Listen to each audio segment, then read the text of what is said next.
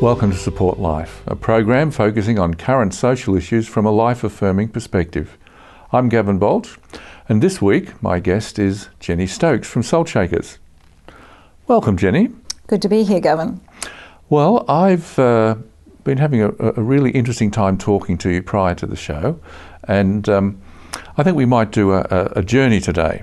And I believe that there's something that runs around your garden, runs through your house, and your husband controls a very interesting hobby. What's that? Well, Peter's got a model railway based on British rail, which he originally came from the United Kingdom. And it's actually part of our garage was built into a room for our railway, and it's now been extended out into the garden recently. It doesn't actually go in the house, but you might remember that we actually had our previous house, the train actually was in the lounge room and went out through the wall into the garage and out the other end through the window onto the veranda, so it really was inside the house. Okay, well I do remember that, and looking forward to seeing the train that's outside. So let's jump on this train, and we're going to go into the Western District of Victoria. So what memories do you have there? Well, we moved to Horsham, which is in the Wimmera, and we moved there when I was 15. So we was brought up near Shepparton, country Victoria. And when I was 15, my father decided that he really wanted to go back to a wheat farm, and he'd grown up in the Mallee, and so he was really missing the broadacre wheat farming that he'd grown up with. So we went back there, and I did year 11 and 12 at Horsham High School after being around the Shepparton area before that. Okay, so did you do some basic sort of farming, like milking the cows? What was your little lot? Well, when I was growing up, we did have a few milking cows at various times. I never got to actually milk the cows. Probably partly that was due to the fact that when I was 2 years old, I was actually out visiting my mum and dad when they were actually milking the cow, and the cow stepped back on my leg, and I had a broken leg at the age of 2. So I think that put me off milking the cows. But we did have chickens, and when I was in year 7, my father decided to have chooks, and we had 400 of them. And I decided I came up with a little scheme for pocket money that I said that if I actually cleaned the eggs, I could earn a couple of cents a dozen for cleaning and packing the eggs to go to market each week on the Friday. And that was okay, except my father decided that as well as actually cleaning the eggs, I could collect the eggs, I could feed the chooks, I could open them up in the morning, I could lock them in at night. So I had a fair number of jobs relating to keeping these chickens. All right. So did you have anybody to help you, any siblings? I was the eldest of 5, and I think being the eldest one always sort of got jobs allocated as I grew up. And my next sister, she had a number of eye operations when she was 2 or 3 years old, and she decided she wanted to be a nurse. So she got to look after the younger children. And so I had more of the household tasks, I suppose, things like washing and vacuuming and then helping on the farm as well. And my father always wanted a son, and we had five girls. And but there were things that girls could help with, and one was driving the ute to feed out the hay, or if there needed to be Bathurst spurs cut in the paddock, we were all out there, welcome hands. Okay, so Horsham High School? Yeah, so Horsham High School was year 11 and 12. I actually got a lot involved in public speaking and other activities there, so I was quite involved. I started a student newspaper when I was in year 11. And I look back and I think, the things that actually I've done in my past, and I really believe that God has actually prepared me for the things that I've done now with the work we do, the ministry we've got, and that everything that was in my past, I see that there was a purpose in that. So printing a student newspaper really led me to where we are today. Okay, well, we'll move to where we are today in a few moments, but let's move out of the Horsham area. You went to university. Yes, after school, first of all, I had a year in America as an exchange student, and I think that gave me, I guess, a little independence, but it also gave me a taste of what I would have called diplomacy and being involved in interacting with a whole range of people. Then I came back and went to university, and I did a degree in mathematics and politics, and the politics was really, I think, informed by the fact that I'd done this exchange student experience and wanting to be involved in that interaction between public and private life. Okay, so we've got newspaper, politics, involvement in public life experience. What about your personal experience? You've moved away from a very close-knit community, family, church, etc. So what does a young girl find at university? Well, yes, I did grow up in a Christian home, in a Christian family, and in a close church community.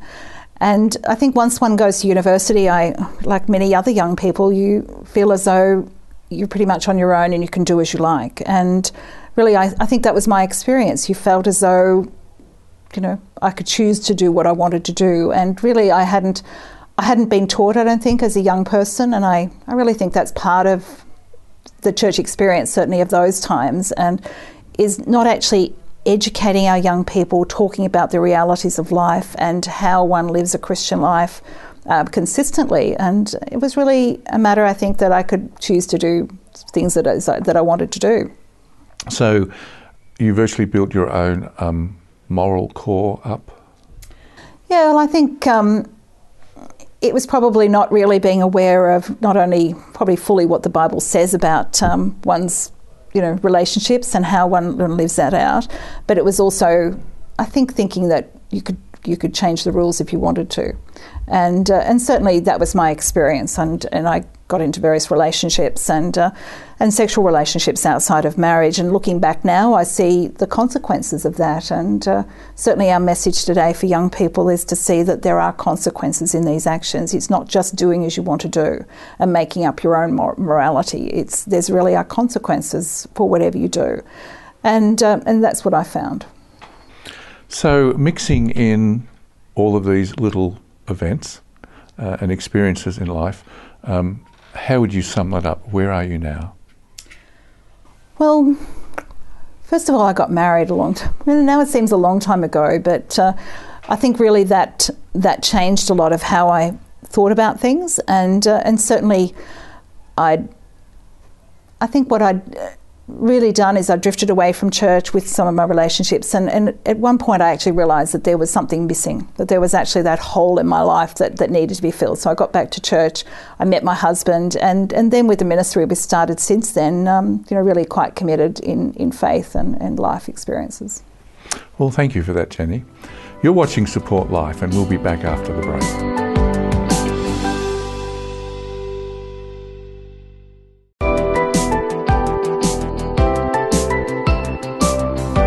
Welcome back to Support Life. I'm Gavin Baulch, and our guest is Jenny Stokes.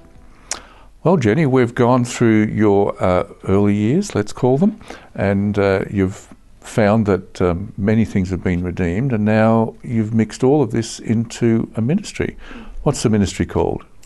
Gavin, we run a ministry called Salt Shakers, and we've been doing that for 20 years this year, so it just seems as though it's flown by.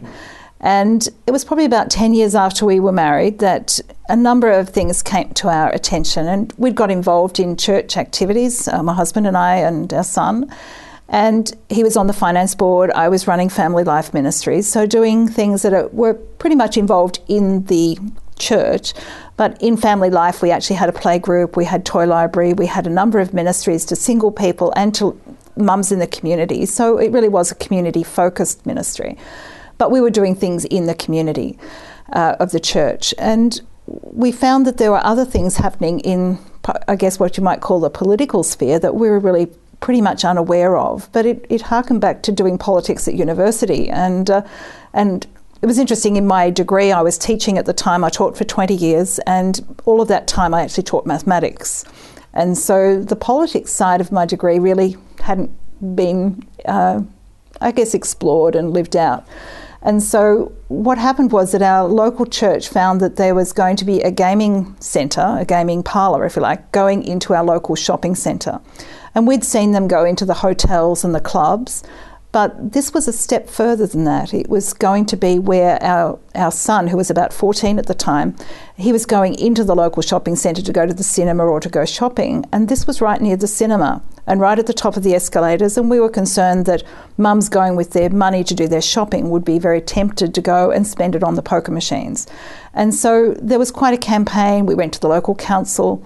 And then over about 3 years, what we found was that we went to various challenges. So the developer appealed, and then he'd win an appeal, and then it went to the Liquor Licensing Commission and then the Gaming Commission. Eventually, this developer got permission to have an empty shop at the shopping centre turned into basically a centre for gaming machines. But it gave us a great experience, I guess we call it an apprenticeship, in how to actually monitor what's happening in the community and how to address things that we actually feel are not in the best interests of the community. And so we call it our apprenticeship. Your apprenticeship. So this apprenticeship might be entitled informed decision making? Well, I think that's right, Gavin, because so many things that are decided in the community, people don't look at the consequences of these activities or what the background is. It's often based on perhaps the interests of a developer in that case.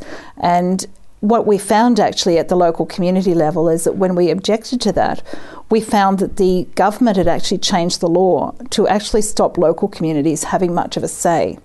And they'd removed the ability to protest about something on moral interest or community interest grounds. And so you couldn't actually address something on those grounds. And the law had been changed when the government had actually passed the prostitution legislation, because they wanted to spread prostitution right throughout the community and not have it in a particular area. And so they removed the right of councils to protest in those fields. Why do you think they wanted to just open the back door to prostitution?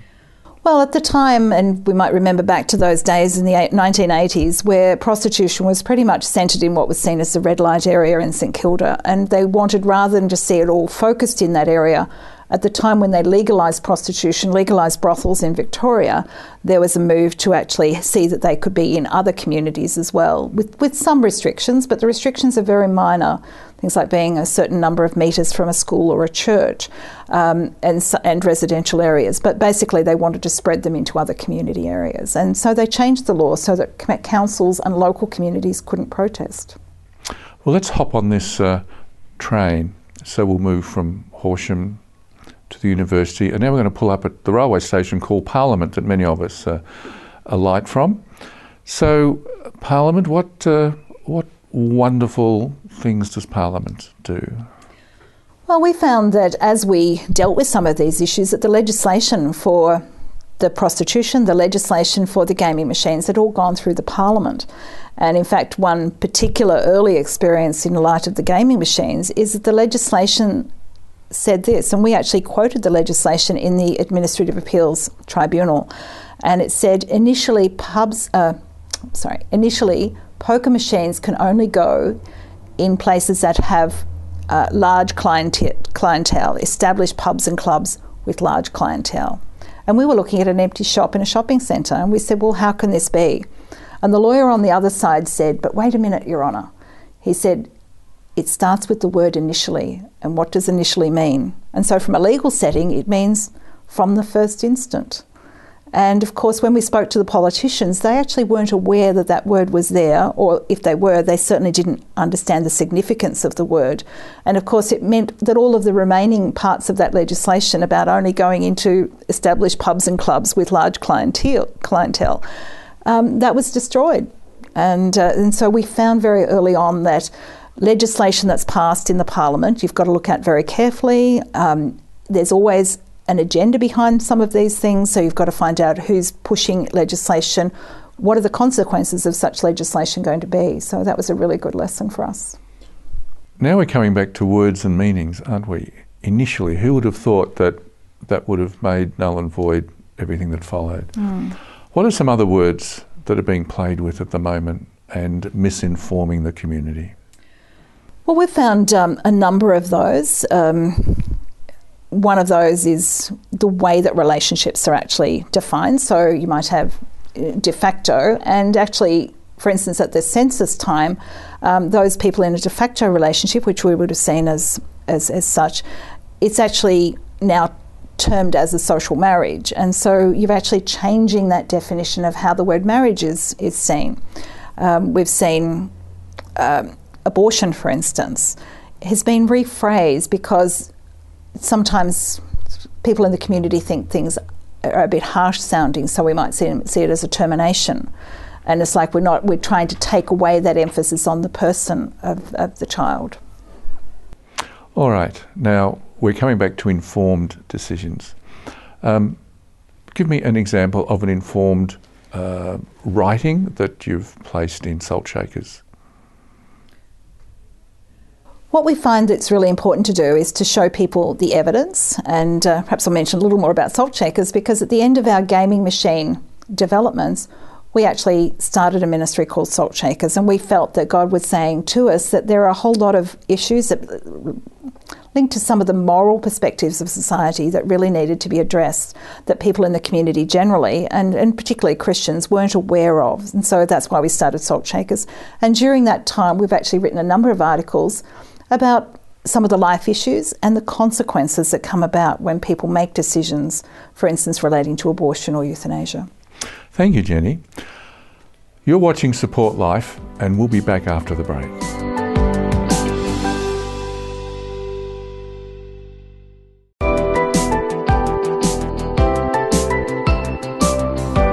Welcome back to Support Life. I'm Gavin Baulch, and our guest is Jenny Stokes. Jenny, we were just starting to talk about the publication and your information services on Salt Shakers. Would you like to fill me in a little more on that? Yes, well, once we decided that we felt there were a whole range of other issues in the public arena that Christians really didn't know about, and particularly didn't know how to respond to. They might say, look, this is happening, what can I do? And so really Salt Shakers was set up to help Christians make a difference. And the word salt shakers comes from Matthew 5. And Jesus said that we are to be the salt of the earth and the light of the world. And one day my husband was coming home in the car, and he got home and he said, look, I've just been hearing about this, we've got to shake some salt. And I said, Salt Shakers, and never knowing that this would become the name of the ministry and something that we've dealt with for 20 years. And so that really became the name of the ministry, because our original intention, Gavin, was just to have a one-page little sheet in our church bulletin once a month. That was what we thought we might do. And we'd talked about it with our minister, and he'd been really supportive of that. But within a year, a number of issues came up, and we found that we actually had turned it into a little 20-page A5 booklet. And my husband would never let me make it any bigger, because we said we're all so busy, we don't have time to do much more than that. But what we aimed to do was tell people the basics of the issues that were happening, whether it was government legislation or key events that were happening, and we saw the changes happening in society back there in the early 90s, and that's when we started. And the aim was to help Christians make a difference. That's sort of how we see ourselves. And yet over the years we found that many people who wouldn't see themselves of a Christian faith have an understanding of what's right and wrong, and they could see that what was happening in society wasn't really the direction we needed to be going. And we have so many conversations with people who don't profess to have a Christian faith, who actually know in their heart what's right and wrong. So we can be ill-informed and misinformed. Why is there so much confusion? Well, I think there's a deal in the media that actually doesn't want to portray the truth of some of the issues. There's also particular lobby groups and activist groups that would present their side of the equation, and that those people who are of a different persuasion are seen as being unpleasant or nasty. And particularly in recent times, we've seen the growth of the words phobia. So you might have a particular word and you add phobic on the end, and it suddenly is portrayed as though you hate people or you hate things. And yet what we would see is that we're concerned about some of the things that are happening. We're concerned about some of the consequences on our young people, and especially on the life issues that we're talking about today. So we see that young people aren't informed about the consequences of sexual activity. They're not informed about the consequences of abortion. So if they get pregnant and have an abortion, they might think that it's going to help everything go away and just hide the problem. But it really doesn't do that at all, because what happens really is the emotional consequences that often come about so many years later, and we're not fully informing our young people as to what really is going to happen. So we seem to be hearing that abortion it's a choice. And it seems to be the way out of, because that's all that's known. What information would you give a young person if they're considering an abortion? Well, Gavin, it's really important that they know the truth. And one of the things that happened in Texas was that they actually passed a law called A Woman's Right to Know. And that was as a reaction to the Roe versus Wade situation, where abortion is pretty much legal everywhere. And we've had the same situation in Victoria, where abortion is legal right up to birth. When the abortion law was passed in 2008, we actually had abortion legal for any reason at the woman's request up to 24 weeks. But after 24 weeks and right up to birth, so long as two doctors agree and they can be two abortionists, then a person could request an abortion. And the problem there is that the reasons can include social reasons. It doesn't just have to be the medical reasons or the life and health of the mother that we used to have. There's a really incredibly broad range of reasons that could be accepted there.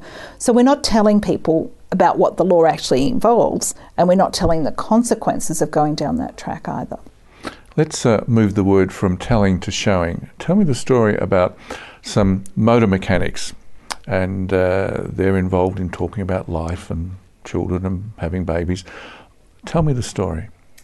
Well, we had a guy come to us one day and he said, well, he has one of those little baby models, and it's a little model about this big, and it's a fully developed baby at about 10 weeks from conception. And so this man that we know, he used to turn up at these motor mechanics, and he'd always time his visits for about morning tea time.